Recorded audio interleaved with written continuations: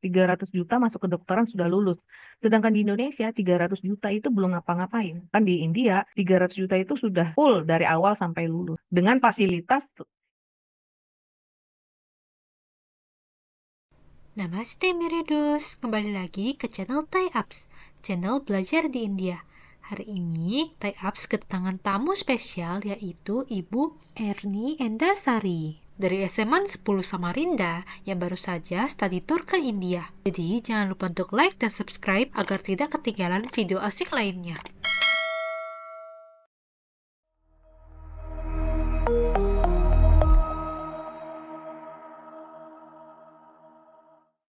Perkenalkan, nama saya Erni Endasari. Saya berasal dari kota Samarinda, Kalimantan Timur. Saya adalah seorang guru, tepatnya adalah guru kimia. Oke, saya mengajar di salah satu sekolah SMA, termasuk SMA unggulan di Samarinda, di Kalimantan Timur, yaitu SMA Negeri 10 Samarinda. Bagaimana pandangan Anda sebelum Anda pergi ke India?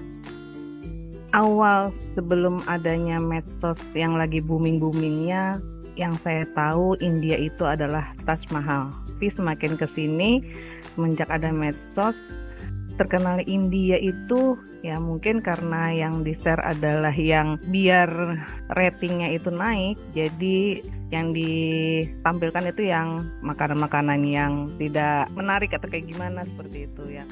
Apakah Anda khawatir berpergian ke India karena pengaruh media sosial? Awalnya kayak gitu. Cuman ada beberapa yang bikin saya penasaran gara-gara saya ada nonton beberapa film yang beberapa tokohnya itu menampilkan ilmuwan-ilmuwan yang berasal dari India. Kebetulan kan saya guru kimia nih, melihatnya itu loh kok banyak banget ya ilmuwan berasal dari India. Apalagi kemarin kaitannya datang ke India karena mengunjungi universitas. Nah, itu semakin saya penasaran gimana sih universitasnya seperti itu. Setelah mengunjungi India, apakah pandangan Anda berubah?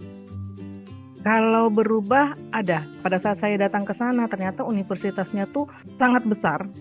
Terus fasilitasnya luar biasa. Berbeda dengan yang ada di benak saya, yang awalnya paling India tuh biasa aja. Ternyata pada saat ke sana, ternyata wow, seperti ini gitu. Bagus banget fasilitas, terutama fasilitasnya. Bagaimana pengalaman Anda tentang keamanan di India?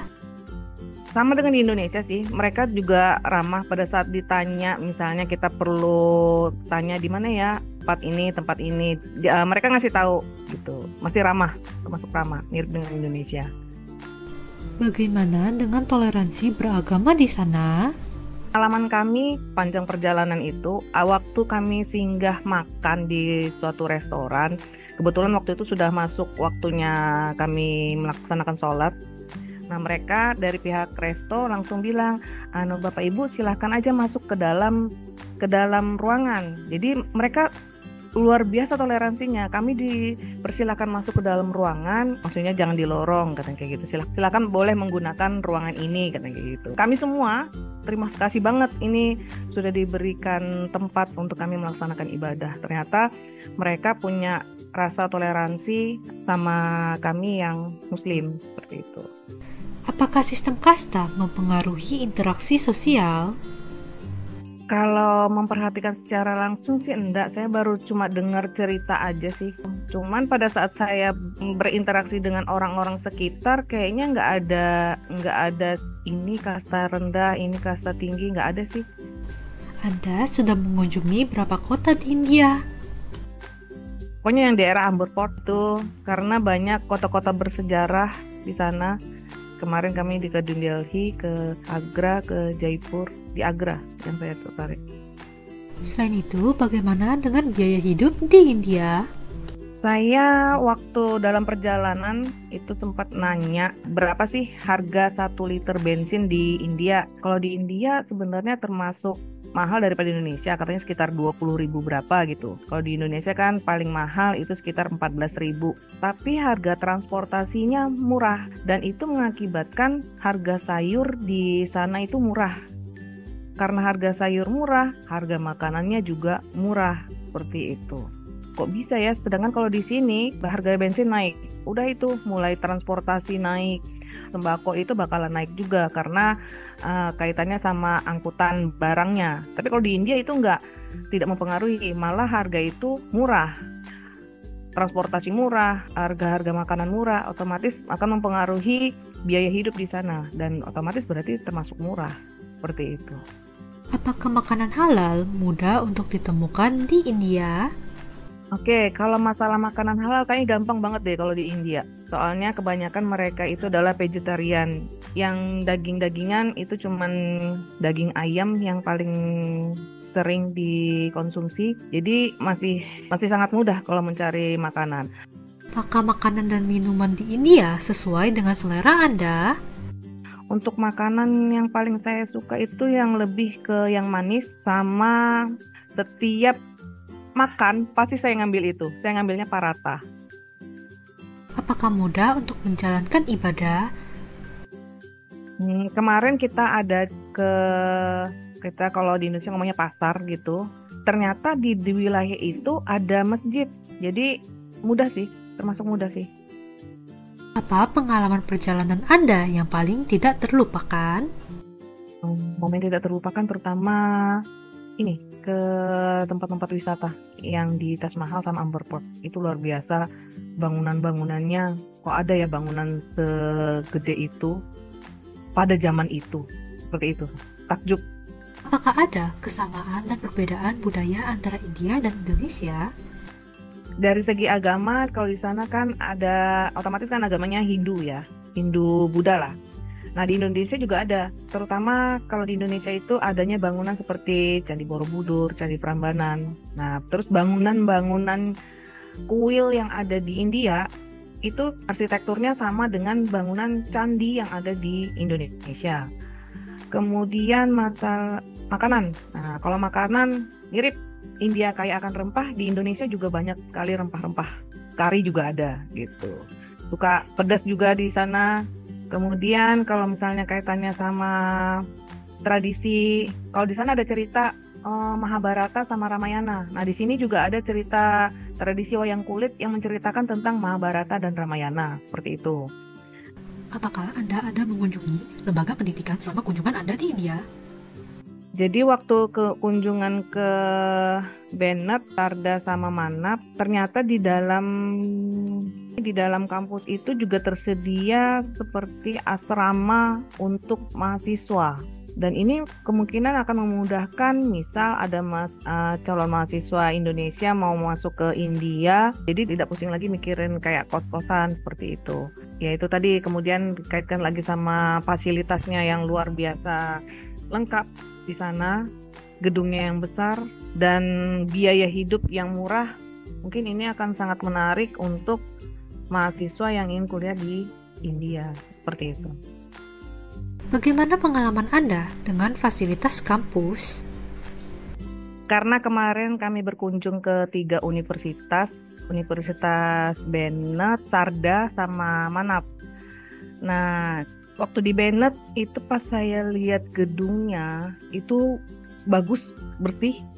Kemudian pada saat kita masuk kan itu diajakin masuk tuh ke ruangan-ruangannya, ini loh fasilitasnya seperti perpustakaan. Perpustakaannya luar biasa, luas banget. Terus ada macam studio dibilang mini juga enggak, tapi termasuk besar itu menurut saya. Ya luar biasa untuk fasilitas belajar di sana. Nggak cuma di Bennett, di Sarda juga. Nah kalau di Sarda itu yang paling saya terkejut itu adalah fasilitas rumah sakitnya. Wow banget pokoknya. Malah itu kan rumah sakit yang berada di dalam universitas.